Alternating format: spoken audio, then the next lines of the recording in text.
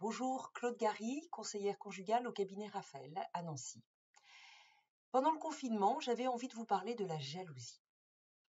C'est un sentiment plus que fréquent chez les couples, car il donne à chaque conjoint la certitude d'aimer et d'être aimé. La jalousie met un peu de piquant dans la vie. Je me souviens d'un monsieur qui disait à sa femme « Ne te plains pas de ma jalousie, tu vois bien que c'est une preuve d'amour pour toi ». Mais la jalousie prend vite une coloration désagréable quand elle est excessive et non fondée. Alors il ne s'agit pas de cette jalousie légitime qu'éprouverait tout conjoint trompé, ni de cette jalousie amusée qui est la conséquence d'un caractère exclusif de tout amour véritable, mais de cette jalousie quasi maladive qui se doute, suspecte, craint, sans raison. Elle devient vite insupportable pour celui et celle qui est soupçonné et qui est très agacé d'être continuellement surveillé. Mais c'est aussi insupportable pour le jaloux, qui est le premier à en souffrir, car il en a honte, et elle engendre de la violence contre lui-même et contre l'autre.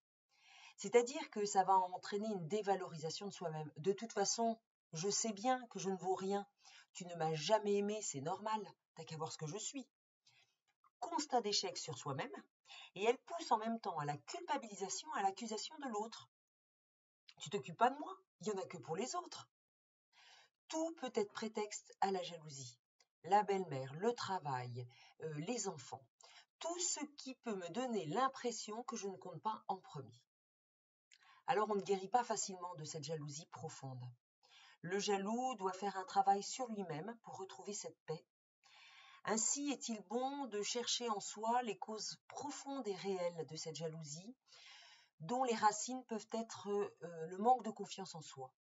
C'est de soi que l'on doute et non de l'autre.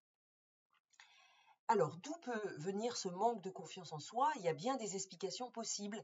Alors, d'abord du côté du passé, tout être humain sait qu'il a dû partager avec des frères et sœurs celle pour qui il se croyait unique, sa mère.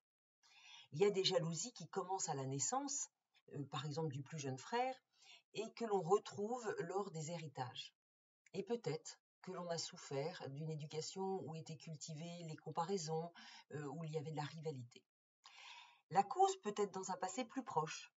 Elle peut être cachée dans une histoire récente, un adultère qu'on n'arrive pas à oublier, une attitude ambiguë de son conjoint, une provocation, une imprudence, un manque ou un excès de réserve, des ragots, qui vont créer une suspicion. Alors, vous voyez, après ce temps d'introspection primordiale, si là on se rend compte que ça empoisonne vraiment notre vie et celle de notre conjoint, il est bon de se faire aider par quelqu'un, par un tiers, comme un conseiller conjugal, par exemple. Il y a quand même, on peut mettre en place des attitudes de bon sens pour atténuer la jalousie. Alors, lutter contre la tendance possessive de l'amour véritable est oblatif, il n'enchaîne pas.